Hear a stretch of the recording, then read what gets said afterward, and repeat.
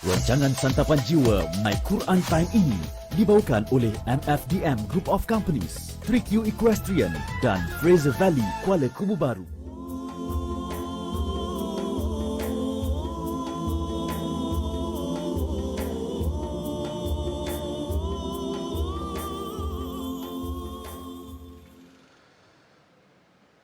أعوذ بالله من الشيطان الرجيم. بسم الله الرحمن الرحيم. الحمد لله رب العالمين. الرحمن الرحيم. مالك يوم الدين. إياك نعبد وإياك نستعين.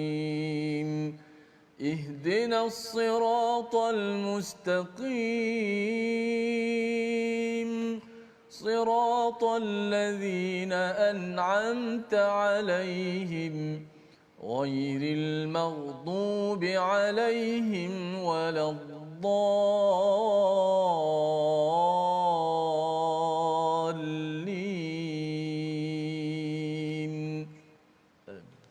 Assalamualaikum warahmatullahi wabarakatuh. Alhamdulillah wassalatu wassalamu ala Rasulillah wa ala alihi wa man wala syada la ilaha illallah syadana Muhammadan abduhu wa rasuluhu. Allahumma salli ala sayidina Muhammad wa ala alihi wa sahbihi ajma'in. Amma ba'du. Apa khabar tuan-tuan dan puan yang dirahmati Allah sekalian? Kita bertemu dalam My Quran Time baca faham amal pada hari ini. Kita ingin mengulang kaji pada halaman 400 hingga 405 yang telah pun kita ikuti selama 6 hari pada hari Ahad hingga hari Jumaat yang lepas, untuk sama-sama kita lihat dan sama-sama kita kutip hidayah untuk kita jadikan panduan dalam kehidupan kita seharian. Pada hari ini kita bersama dengan tokoh ilmuan kita pada hari ini yang dihormati Al-Fadil Ustaz kita pada hari ini yang tidak asing, ya, pernah kita bertemu sebelum ini dan kita mengalu-alukan Al-Fadil Ustaz kita untuk sama-sama ke teratak My Quran Time pada hari ini. Apa khabar Ustaz? Alhamdulillah, terima kasih Ustaz. Masya-Allah, ya, terima kasih sudi bersama Ustaz Tirmizi. Apa khabar? Baik, alhamdulillah. Alhamdulillah, kita mengalu-alukan kehadiran doktor kita untuk mengutip dan juga mencerahkan permata daripada Al-Quran halaman 400 hingga 405 pada hari ini, dan sama-sama, ya, kita ingin memulakan sesi kita pada hari ini dengan doa ringkas kita. Subhanakala ilma lana illa ma 'allamtana innaka antal alimul hakim. Rabbi zidni ilma. Sama-sama kita baca daripada ayat 31 daripada halaman 400, memulakan perkongsian pada hari ini sebelum kita menggeledah, ya, kepada khazanah permata wahyu yang Allah bekalkan untuk kita. Ayat 31 bersama Al-Fadil Ustaz Tirmizi Ali. أعوذ بالله من الشيطان الرجيم. بسم الله الرحمن الرحيم. أعوذ بالله من الشيطان الرجيم. ولما جاءت رسلنا إبراهيم بالبشرى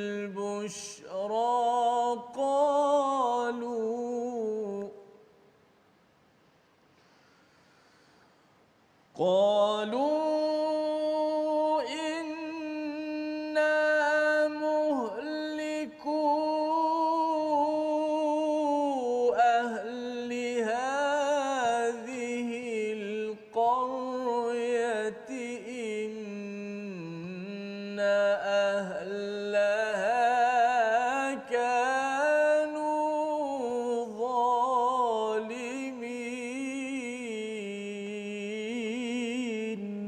صدق الله.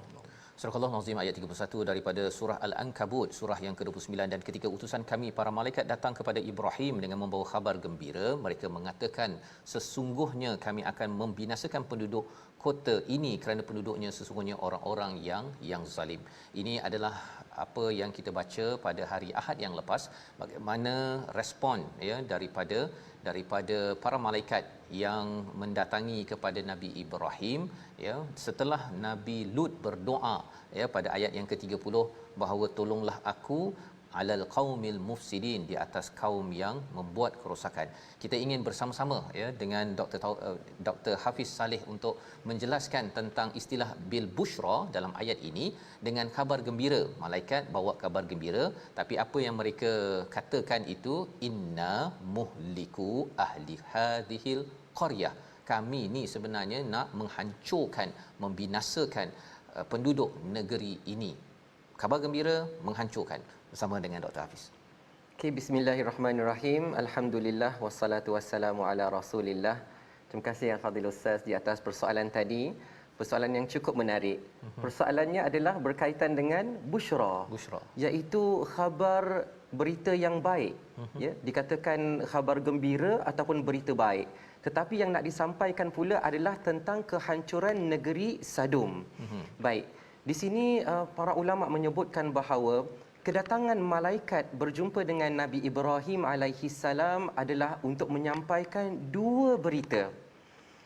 Jadi berita yang pertama yang dimaksudkan dengan berita baik ataupun khabar gembira itu adalah bahawa Nabi Ibrahim alaihi salam akan mendapat zuriat. Akan mendapat seorang anak lelaki iaitu Nabi Ishaq alaihi salam daripada isterinya yang bernama Sarah. Jadi itu adalah berita yang pertama. Manakala berita yang kedua, para malaikat menyebutkan bahawa mereka datang untuk membinasakan negeri Sadum. Dan itulah yang menyebutkan bahawa berita itu tentang kehancuran kaum Lut. Ya. Sedangkan pada waktu itu juga kita tahu bahawa kerisauan Nabi Ibrahim alaihi salam tentang Nabi Lut. Ya. Sebab itu kita dapati pada ayat berikutnya Nabi Ibrahim alaihi salam telah berkata qala inna fiha luta. Ya, bahawa sesungguhnya Nabi Lut ada di sana. Lalu para malaikat berkata qalu nahnu a'lamu biman fiha. Kami tahu siapakah yang berada di sana. Jadi itulah yang perbezaan bahawa walaupun didatangkan dengan berita yang baik, sebenarnya memaksudkan bahawa akan adanya zuriat Nabi Ibrahim alaihi salam iaitu Nabi Ishaq, manakala satu lagi adalah kehancuran negeri Sadum, dan Allah Subhanahu wa taala tidak biarkan Nabi Lut, tetapi Allah selamatkan Nabi Lut bersama anak-anaknya. Masya-Allah ya. Jadi ini adalah berita gembira yang dimaksudkan ialah Allah akan menyelamatkan orang yang beriman ya, dan bagi orang yang melakukan kezaliman itu, hancurnya itu adalah kabar gembiralah Ustaz ya. Doktor, apabila kita melihat perkara ini. Jadi ini adalah kefahaman kita daripada ayat 31, satu perkara yang penting dalam hidup kita ini, bahawa kita tidak akan menyokong kepada kezaliman ya, tidak menyokong pada orang-orang yang zalim. Dan kalau orang zalim menang, ini maksudnya doktor ya, itu bukan satu berita gembira ya, ia adalah satu khabar yang buruk yang kita mohon Allah jauhkan daripada negara, daripada negeri, daripada keluarga kita. Baik. Jadi ini adalah pelajaran daripada halaman 400 yang kita ambil satu, dan kemudian kita bergerak kepada halaman 401. Bila kita melihat kepada zaman Nabi Musa alaihissalam, ya, pernah disentuh pada musim ketiga surah Al-Qasas. Musim pertama mungkin dalam surah Taha dan surah Asy-Syu'ara. Kisah Nabi Musa ini merata di dalam Quran, lebih 31-32 surah yang bercerita tentang Nabi Musa. Dan ayat 39 menarik bila Allah nyatakan tentang Qarun, Firaun, Haman. Tiga ini banyak kali berulang. Kita baca ayat 39, inginkan pencerahan daripada Dr. Hafiz bagaimana, apa sebenarnya, mengapa banyak kali ulang ya kepada tiga nama ini di dalam Al-Quran. Ayat 39 bersama Ustaz Tirmizi. A'udzubillahi minasyaitonir rajim. وقارون وفرعون وهامان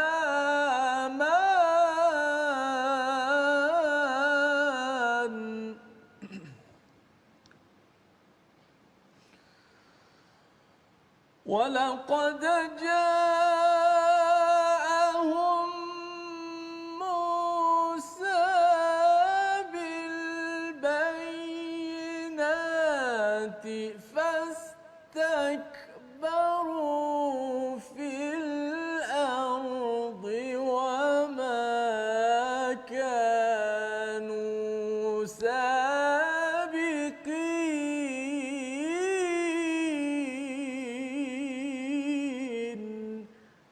Allah.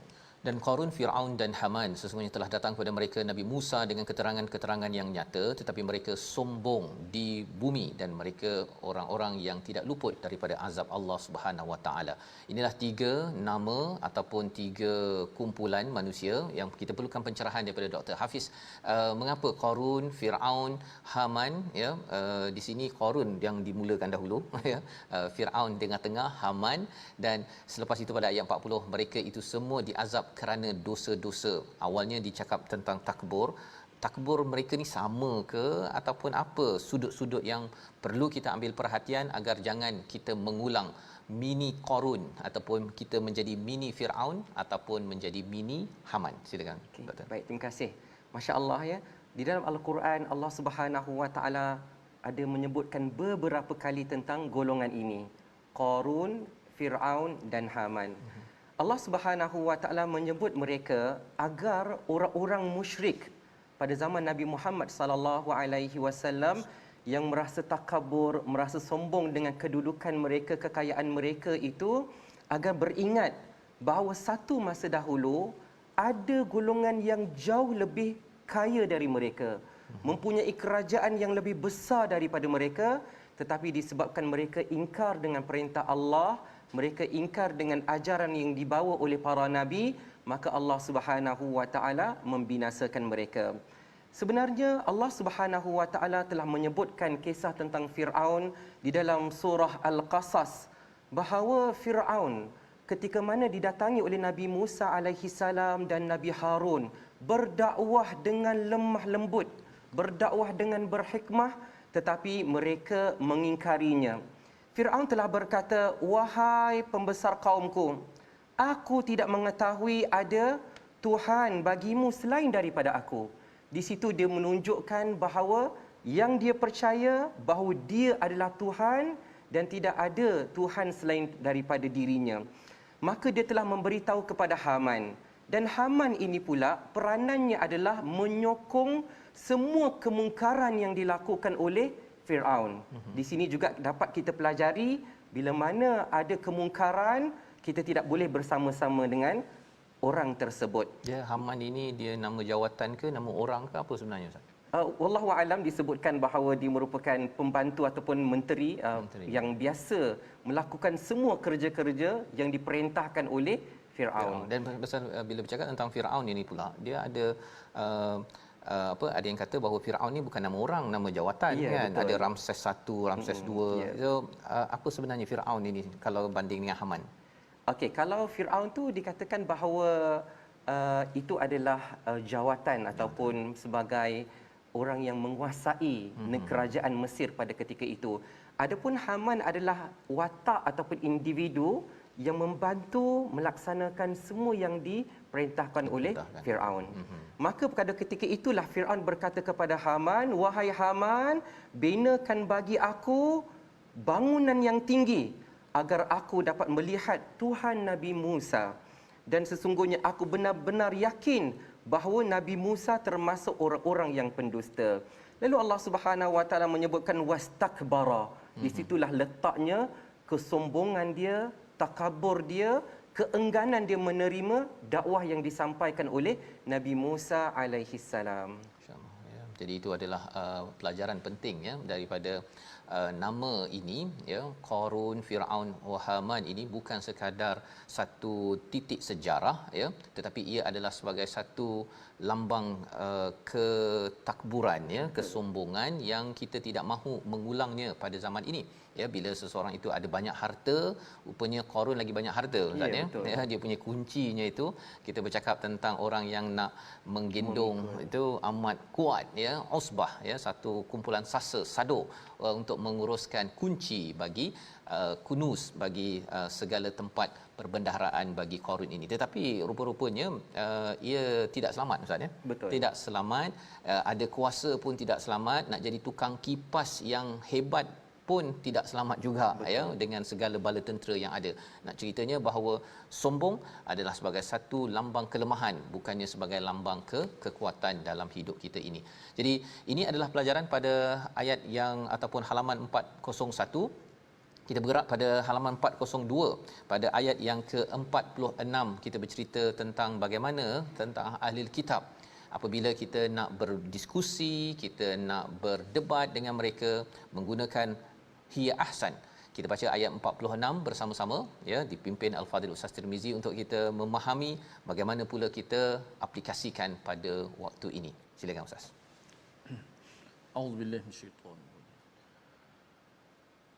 Wala tujadilu ahlal kitab illa billati hiya ahsanu illa alladhina zalamu minhum wa qulu amanna billadhi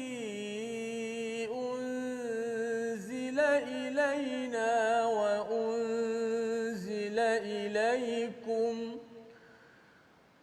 وإلهنا وإلهكم واحد ونحن له مسلمون. صدق الله. Surah Al-Azim. Dan janganlah kamu berdebat dengan ahli kitab melainkan dengan cara yang baik kecuali dengan orang yang zalim di antara mereka, dan katakanlah kami telah beriman dengan kitab-kitab yang diturunkan kepadamu. Tuhan kami dan Tuhan kamu adalah satu dan hanya kepadanya kami berserah diri. Ini adalah kaedah Allah memberikan panduan kepada kita berdebat dengan ahli kitab, kumpulan orang Yahudi, orang-orang Nasrani, mestilah dengan kaedah ahsan, ya. Kalau boleh Ustaz jelaskan, ahli kitab ini Yahudi Nasrani, ya, kalau kita berada di negara kita ini kumpulan orang Kristian, ya, kita kena cari ruang untuk berdebat ke? Apa maksud debat tujadilu di sini, dan lebih daripada itu kaedah ahsan itu apa yang dimaksudkan, berbanding dengan kumpulan yang zalim ini, apa pula beza kita nak berdebat dengan mereka? Silakan. Baik, alhamdulillah wassalatu wassalamu ala Rasulillah. Terima kasih kepada Al-Fadhil Ustaz. Ayat yang cukup menarik untuk kita tadabbur. Di mana di dalam ayat ini Allah Subhanahu wa taala mengajar kepada kita agar janganlah berdebat dengan ahli kitab. Sebagaimana yang Ustaz sebut tadi, orang-orang Yahudi, orang-orang Nasrani, ataupun di negara kita orang-orang Kristian, melainkan dengan cara yang paling baik. Dan cara yang paling baik ini Allah Subhanahu wa taala sebutkan di dalam surah An-Nahl, ud'u ila sabili rabbika bil hikmah wal mau'izatil hasanah. Dan serulah mereka, agar mereka beriman kepada Allah Subhanahu wa taala, menyeru mereka kepada jalan Allah dengan hikmah, dengan kata-kata yang lunak.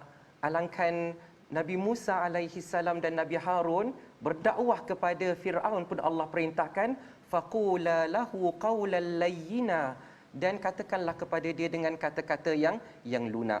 Maka dekat sini apabila kita nak berdakwah, kalau kita melihat daripada konteks ayat, maka hendaklah kita menggunakan sebaik-baik uslub, kaedah yang paling lunak, kaedah yang paling lembut, dengan berhikmah agar mereka dekat kepada Allah Subhanahu wa taala. Dan sebaiknya kita menggunakan janji-janji yang baik. Ya, ingatkan tentang hari kiamat, di sana ada syurga Allah Subhanahu wa taala bagi mereka yang yakin beriman kepada Allah Subhanahu wa taala. Baik, yang menariknya di dalam ayat ini, untuk berdebat dengan orang-orang Yahudi dan Nasrani, Allah Subhanahu wa taala menyuruh kita untuk mencari titik persefahaman. Titik persamaan, ya, iaitu Allah Subhanahu wa taala sebutkan ada 3 perkara yang kita ucapkan kepada mereka, ibarat ini merupakan skema daripada Allah Subhanahu wa taala. Wa qulu, kamu katakanlah, amanna billadhi unzila ilaina wa unzila ilaikum, kami beriman dengan apa yang diturunkan kepada kami dan juga diturunkan kepada kamu. Jadi dekat sini juga kita perlu faham bahawa yang kita maksudkan beriman, kami beriman yang diturunkan kepada kami adalah Al-Quran. Sedangkan yang diturunkan kepada mereka adalah kitab Taurat, Injil, Zabur, tetapi yang diturunkan oleh Allah Subhanahu wa taala dan bukannya yang telah mereka ubah suai. Begitulah, itu yang pertama. Kita cari titik persamaan, kita sama-sama yakin dengan apa yang Allah Subhanahu wa taala turunkan. Dan titik persamaan yang kedua, bahawa Tuhan kita adalah Allah Subhanahu Wa Taala dan Tuhan mereka juga Allah Subhanahu Wa Taala. Di sini kita sama-sama mengajak mereka untuk tauhid, untuk mengesakan Allah Subhanahu Wa Taala dan meninggalkan kepercayaan ada Tuhan selain daripada Allah Subhanahu Wa Taala. Itu yang kedua. Dan yang ketiga adalah kita mengajak mereka dengan mengatakan wa nahnu lahu muslimun.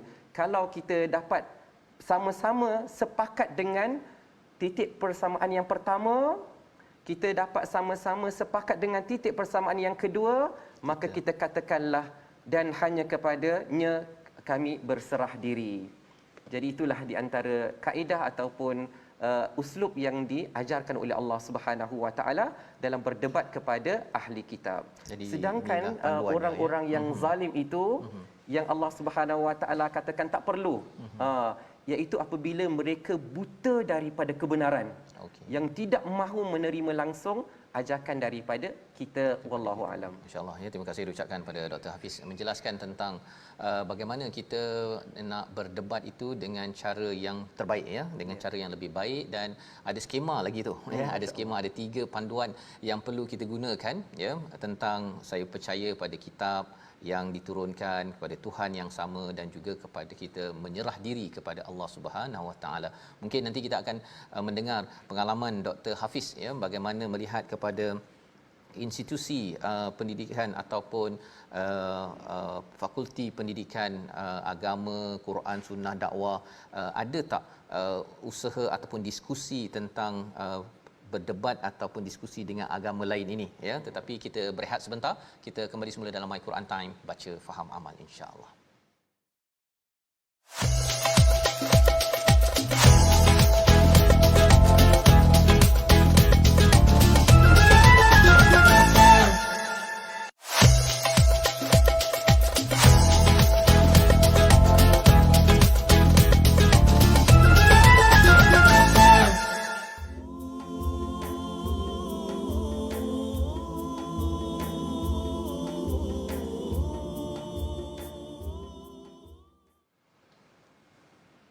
وما كنت تتلو من قبله من كتاب ولا تخطه بيمينك إذا لارتاب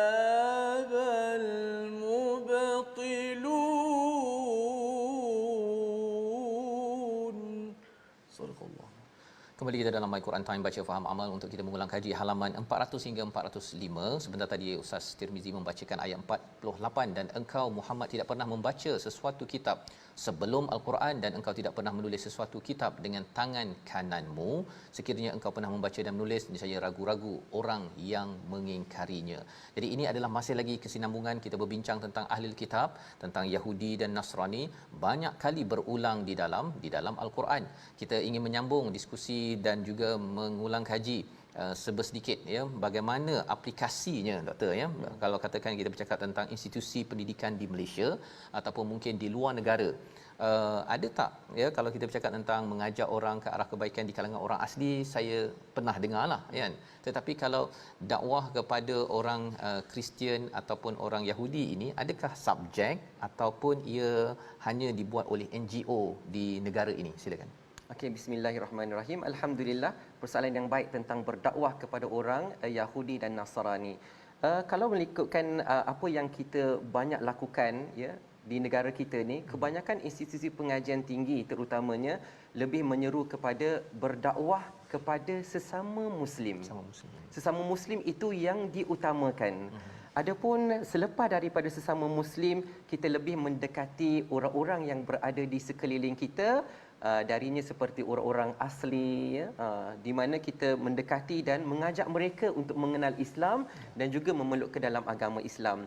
Adapun dialog ya dengan orang-orang yang kafir ataupun orang-orang Yahudi ataupun Nasrani, biasanya kita lihat bukanlah berbentuk dialog, tetapi adalah pendekatan dengan akhlak, ya, dengan mendekati mereka, dengan mengenali budaya mereka. Kemudian kita cuba mengajak mereka untuk mengenali apakah itu Islam. Dan kalau kita lihat di sesetengah negara seperti Arab Saudi sendiri, cara yang mereka gunakan adalah bila Ramadan, bila mereka memberi makan kepada orang yang berbuka puasa, mereka akan berikan semua orang makan tanpa mengira agama. Dan sehinggalah ada di antara orang-orang yang pernah menganut agama Kristian, yang mula-mula makan sehari, 2 hari, 3 hari, akhirnya melihat kebaikan-kebaikan, tanpa diucapkan untuk masuklah ke dalam agama Islam, masuklah, tak, tanpa. Tetapi dengan melihat kebaikan, dengan akhlak, dengan sambutan, dengan memuliakan tetamu tanpa mengira agama, maka itu adalah pendekatan yang sangat jelas menyebabkan mereka memeluk ke dalam agama Islam. Jadi ini menjelaskan tentang Ustaz bawakan tadi tentang surah An-Nahl, ya, ud'u ila sabili rabbika bil hikmah, keutamaan untuk hikmah itu kalau sesuai dengan akhlak, dengan berkongsi makanan, dengan tata cara akhlak. Selain daripada itu ialah dengan jidal dalam ayat ini, Doktor, ya. Pasal kalau tidak orang rasakan baca ayat 46 je saya terus nak semangat ni, lepas ni saya nak berjidal dengan Yahudi ataupun Nasrani. Rupa-rupanya ada keutamaan yang ditunjukkan dalam negara ini dan juga di luar negara. Jadi ini panduan untuk kita memahami mengikut konteks bagi ayat yang sedang kita belajar ataupun sedang kita baca pada halaman 402. Baik, kita bergerak kepada 403. Ayat 60 kita nak baca berkaitan dengan rezeki. Allah maklumkan selepas bercakap tentang syurga. Kita baca ayat 60 dipimpin Ustaz Tirmizi Ali. A'udzubillahi minasyaitonir rajim. Bismillahirrahmanirrahim. Wa ka'ayyin min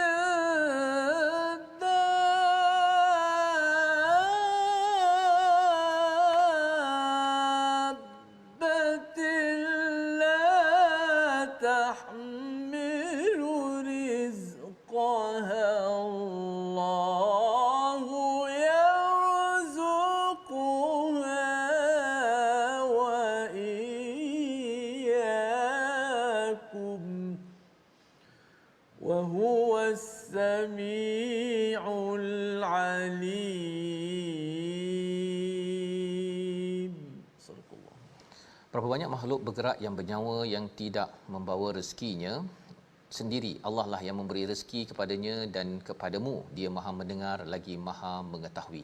Ini adalah ayat yang ke-60 daripada surah Al-Ankabut bercakap tentang rezeki, dan ia hadir selepas Allah menyatakan pada ayat 58-59 tentang orang-orang beriman yang mendapat syurga, jannah ghurafa, yang amat tinggi biliknya, tajri min tahtihal anhar.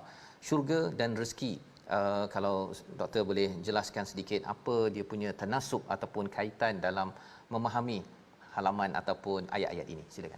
Okey, masya-Allah, ayat yang sangat menarik, yang saling berkait di antara satu sama yang lain, bila kita persoalkan antara rezeki dengan syurga Allah Subhanahu wa taala. Sidang penonton yang dirahmati Allah Subhanahu wa taala, ayat ini bermula dengan firman Allah Subhanahu wa taala, ya ibadiyallazina amanu inna ardi wasi'atun fa iyaya fa'budun. Wahai hamba-hambaku yang beriman, sesungguhnya bumiku luas, maka beribadahlah kepadaku sahaja. Jadi ayat ini dalam konteks hijrah. Sekiranya seseorang itu berada di satu negeri di mana dia terhalang daripada melakukan amalan soleh, nak beriman kepada Allah sukar, nak beramal soleh kepada Allah juga sukar, maka ayat ini ditujukan kepada mereka agar berhijrah. Maka dengan berhijrah ke tempat yang lain sudah pasti ada kerisauan.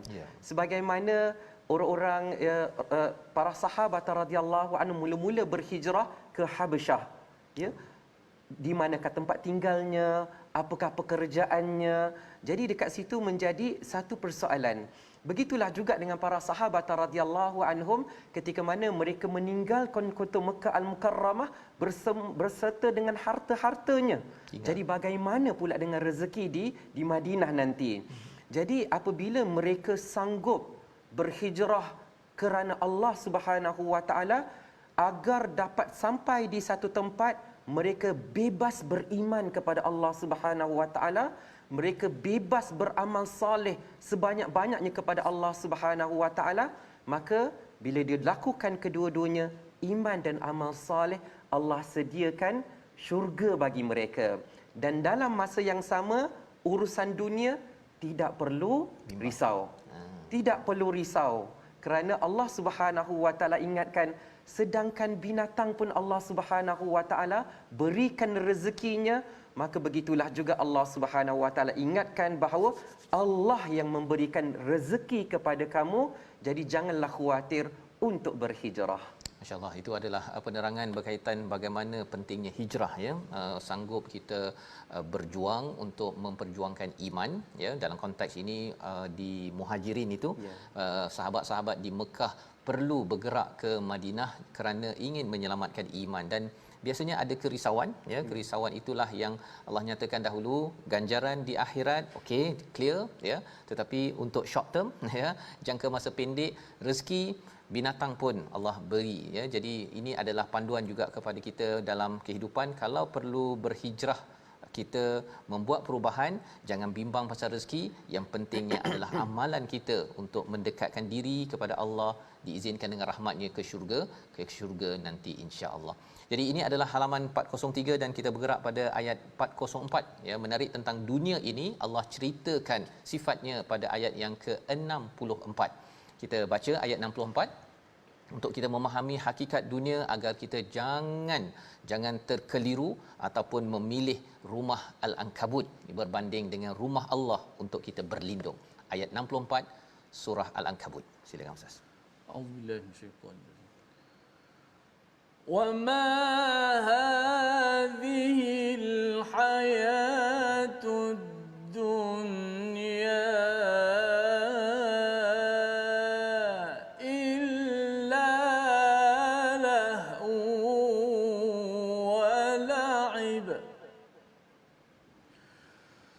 وإن الدار الآخرة لهي الحيوان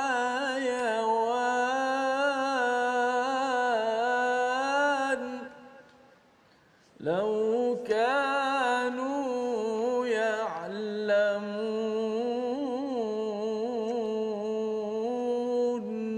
صدق الله العظيم.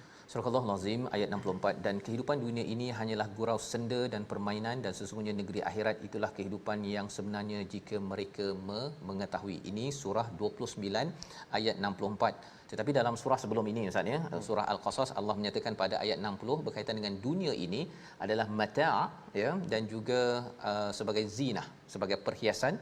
Dan bila bercakap tentang di sisi Allah itu khairun wa abqa. Jadi kalau Ustaz boleh ceritakan sikit dunia yang mata' dan juga zinah, di sini dinamakan lahwun wa la'ibun. Apa sebenarnya istilah ini untuk kita faham, jangan sampai tertipu dengan dana ataupun dunia ini. Silakan. Bismillahirrahmanirrahim. Masya-Allah, ayat yang mengingatkan kepada kita, ya, sebagaimana Al-Quran sentiasa menjadi tazkirah, peringatan kepada kita yang mungkin sering kali lalai dalam kehidupan.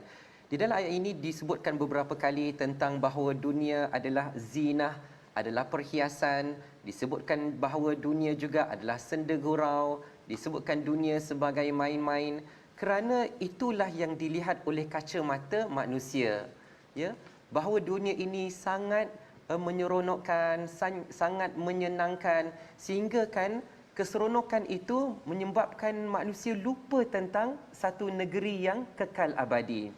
Maka disebutkan oleh para ulama, bila mana Allah Subhanahu Wa Taala sebutkan bahawa dia perhiasan saja, dia sekadar gurau senda saja, dia sekadar main-main saja, Allah Subhanahu Wa Taala nak ingatkan bahawa kedudukan dunia yang begitu rendah sekali, begitu murah sekali sekiranya kita bandingkan dengan kehidupan di akhirat.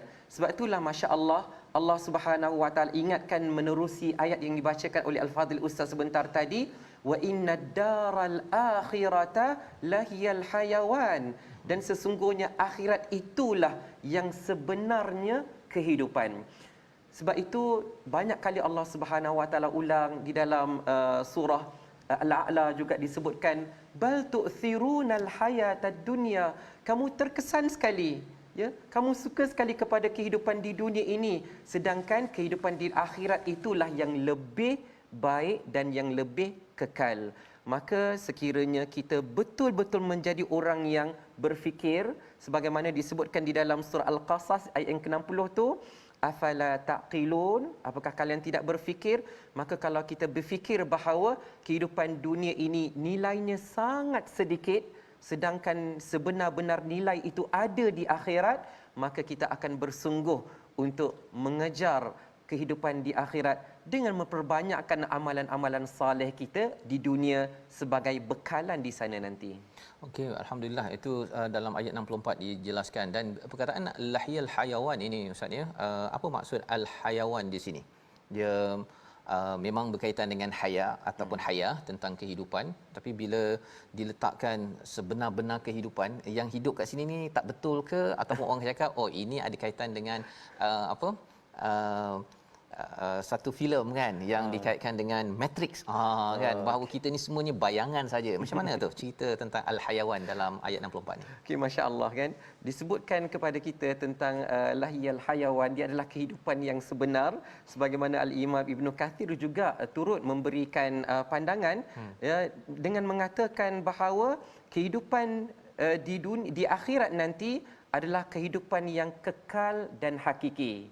Itulah yang akan kekal, dia tidak akan hilang, dia tidak akan habis, bahkan dia akan terus berlangsung selama-lamanya. Jadi kehidupan kita di dunia ini hanyalah sementara untuk mempersiapkan kehidupan yang kekal abadi di sana nanti, insya-Allah. Jadi kalau hidup di dunia ini, bila dinyatakan lahwun wa la'ib ini, lahwun ini lebih kurang senda gurau ataupun hiburan, la'ib ini sebagai permainan kan. Tapi kita selalu je main kuratul qidam kan, kuratul qadam. Main bola kan, main futsal, tengok orang dia sebenarnya nak cerita apa? Adakah tak boleh main ke, ataupun apa di sebalik main dan senda gurau ini sebenarnya bila dikaitkan dengan dunia? Okey, yang di antara yang disebutkan sebagai lahu walaib, sebagai senda gurau dan main-main ni menunjukkan bahawa apa yang kita lakukan dekat dunia ini bukanlah untuk kita persiapkan selama-lamanya. Okey. Maksudnya untuk kita meneruskan kehidupan dekat dunia ini, janganlah kita terasyik ya. Sebab ada orang yang memikirkan bahawa apa yang dilakukan di dunia ini tidak ada balasannya. Okey. Tidak ada balasannya, dia sekadar apa yang kita lakukan dia terlepas begitu saja. Tetapi kita ingat bahawa setiap perbuatan kita itu pasti akan ada balasannya.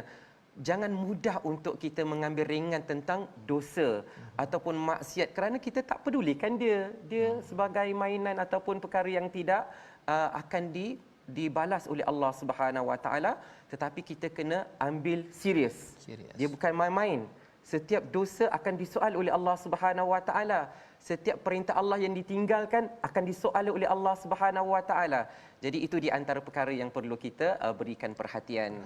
Ya, jadi maksudnya ialah hidup kita ini ada harganya ya. Yes. Ya, bukan sekadar untuk berhibur dan juga bermain, tapi bermain dan berhibur tu boleh kan, asalkan ianya mencapai standard al-hayawan, untuk mencapai standard menuju kepada daerah akhirat. Allah kira ketika bermain pun dapat pahala, ketika berhibur pun dapat pahala. Jangan sampai kita main hentam saja doktor ya. Itu yang dinyatakan sebentar tadi.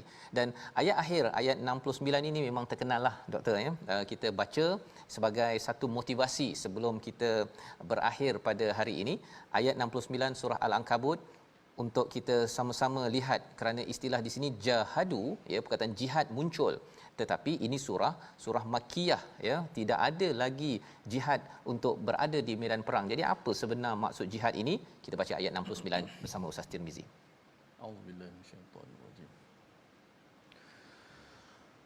Walladzina jahadu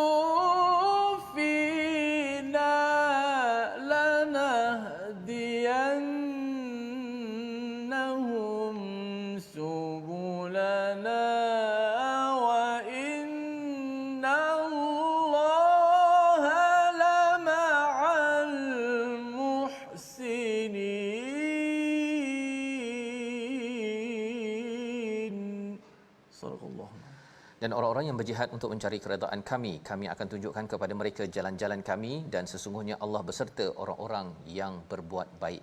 Satu status yang amat tinggi al-muhsinin dalam ayat 69 ini. Tetapi apakah maksud jihad yang dimaksudkan dalam ayat ini? Bersama Ustaz Hafiz.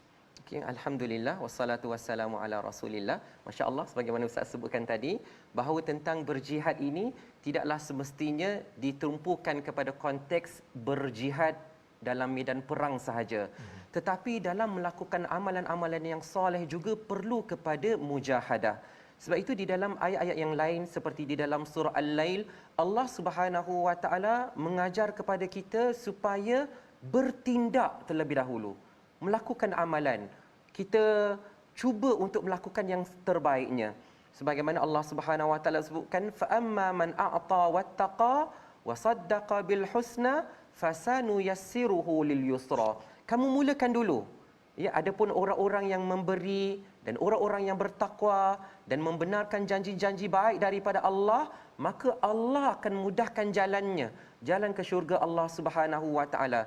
Begitulah juga dengan jihad. Walladzina jahadu fina, dan orang-orang yang berjihad untuk mencari keridaan Allah dengan beriman, dengan bersungguh-sungguh kepada Allah, kemudian melakukan amalan-amalan yang saleh, maka Allah Subhanahu wa taala akan bukakan jalan-jalan Allah Subhanahu wa taala agar kita semakin dekat kepada Allah. Dalam konteks hari ini kita jangan menunggu, ya, tunggu orang ajak kita, ya. Tapi kita kena bermujahadah, gerakkan diri kita, mulakan langkah yang pertama, pergi rumah Allah Subhanahu wa taala. Boleh jadi dengan kita mula-mula bersolat secara berjemaah, kemudian kita bermujahadah lagi dengan kita duduk dalam majlis ilmu, akhirnya Allah Subhanahu wa taala akan bukakan satu jalan demi satu jalan untuk mendekatkan diri kepada Allah Subhanahu wa taala. Insya-Allah itu adalah penerangan yang jelas untuk kita sama-sama jelas. Jihad bukan sekadar di medan perang, rupa-rupanya jihad dalam kehidupan seharian, bersungguh-sungguh ya untuk melakukan apa yang telah disetkan oleh Allah, maka Allah akan buka lagi pintu demi pintu untuk kita makin menjadi orang yang muhsinin, orang yang pure, yang betul-betul ihsan, hingga kan tidak perlu lagi diproses apabila sampai di akhirat nanti ke syurga Allah Subhanahu wa taala. Kita berdoa Allah jadikan kita di kalangan muhsinin, dan di akhir ini kita berdoa bersama Al-Fadhil Ustaz Dr. Hafiz Saleh ya untuk memimpin bacaan doa kita. Moga-moga kita jadi orang yang sentiasa mendekati rumah Allah, bukan rumah labah-labah. Silakan Ustaz. Bismillahirrahmanirrahim. Alhamdulillahirabbil alamin, wassalatu wassalamu ala asyrafil anbiya'i wal mursalin wa ala alihi wa sahbihi ajma'in. Allahumma a'inna ala dhikrika wa syukrika wa husni ibadatik.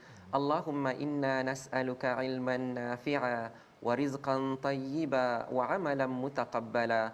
Allahumma arhamna bil Qur'an waj'alhu lana imaman wa nuran wa hudan wa rahmah.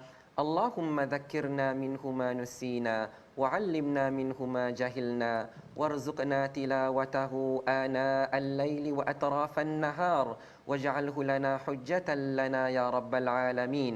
ربنا آتنا من لدنك رحمة وهيئ لنا من أمرنا رشدا. ربنا آتنا في الدنيا حسنة وفي الآخرة حسنة وقنا عذاب النار. وصلى الله على سيدنا محمد وعلى آله وصحبه وسلم. Walhamdulillahi rabbil alamin. Taqabbalallahu minna wa minkum. Minna wa minkum taqabbal ya karim. Terima kasih diucapkan pada Ustaz Dr. Hafiz Saleh daripada Universiti Sains Islam Malaysia ya untuk sama-sama berkongsi buah permata daripada Al-Quran dan juga memimpin bacaan doa ya. Moga-moga kita terus ya diberikan inayah daripada Allah Subhanahu Wa Taala dan terus ingin berjuang dengan Al-Quran bersungguh-sungguh.